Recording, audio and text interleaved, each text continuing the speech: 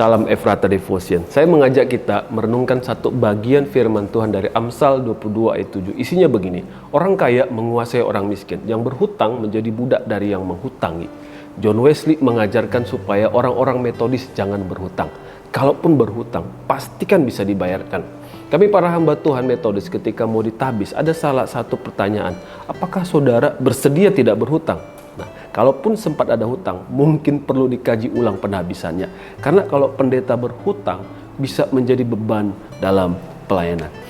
Hukumnya hutang wajib dibayarkan, kecuali bila direlakan oleh si peminjam.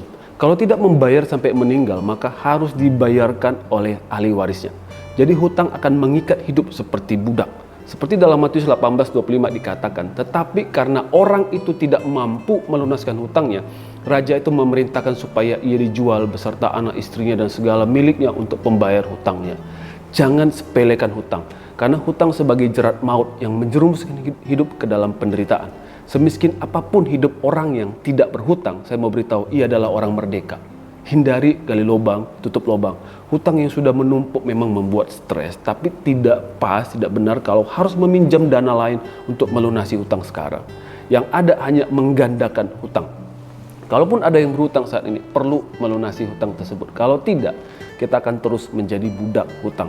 Untuk bisa melunasi hutang, perlu dipertimbangkan beberapa prinsip ini. Pertama, bijaksana mengelola keuangan. Kita harus mampu menahan laju pengeluaran. Coba kurangi pengeluaran. Hiduplah dengan budget minimalis. Kalau sulit untuk membayar penuh, lakukan cicilan. Coba jauhkan kartu kredit, jangan buka aplikasi pinjol lagi, supaya kita bisa fokus mengelola pembayaran hutang. Kita mau bebas dan tidak menjadi budak hutang, supaya hati ini damai. Jangan jadikan hutang sebagai kebiasaan. Kedua, dapatkan pekerjaan atau bisnis sampingan untuk meningkatkan penghasilan. Ada banyak cara atau alternatif untuk bisa menambah penghasilan. Kalau sudah mampu, bayarlah hutang. Jangan sampai mati dalam keadaan berhutang. Ketiga, hiduplah dengan rasa cukup. 1 Timotius 6:6 mengatakan memang ibadah itu kalau disertai rasa cukup memberi keuntungan besar. Rasa cukup memberi keuntungan besar, membuat kita tenang, tidak dikejar-kejar hutang, hanya hidup sesuai anggaran. Dengan rasa cukup, kita bisa memiliki simpanan. Dengan demikian, bisa mempersiapkan masa depan. Yesus Kristus Tuhan kita, ia adalah pembayar hutang. Hutang apa? Hutang dosa kita. Galatia 3:13-14 katakan, Kristus telah menebus kita dari kutuk hukum Taurat dengan jalan menjadi kutuk karena kita. Sebab ada tertulis, terkutuklah orang yang digantung pada kayu salib. Yesus Kristus telah membuat ini supaya di dalam Dia berkat Abraham sampai kepada bangsa-bangsa lain, sehingga oleh iman kita menerima roh yang telah dijanjikan itu. Mazmur 37 ayat 25-26 dikatakan, dahulu aku muda, sekarang telah menjadi tua, tapi tidak pernah kulihat orang benar ditinggalkan atau anak cucunya meminta-minta roti. Tiap hari ia menaruh belas kasihan dan memberi pinjaman, dan anak cucunya menjadi berkat. Orang benar hidup oleh iman kepada Tuhan, bijak dalam mengelola keuangan, tidak meminjam, bahkan bisa memberi pinjaman. Anak cucunya menjadi berkat. Amin. Mari kita berdoa. Bapa yang baik, terima kasih untuk pesan Tuhan yang kami terima hari ini.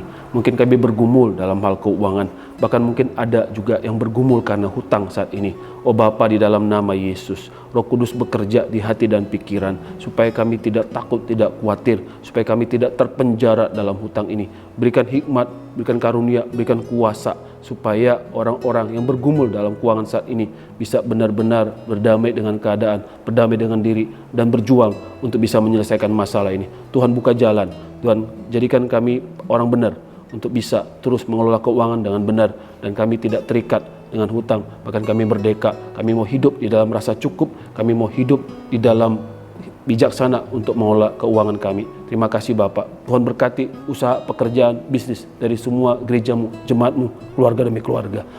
Dalam nama Yesus kami telah berdoa dan bersyukur. Haleluya. Amin.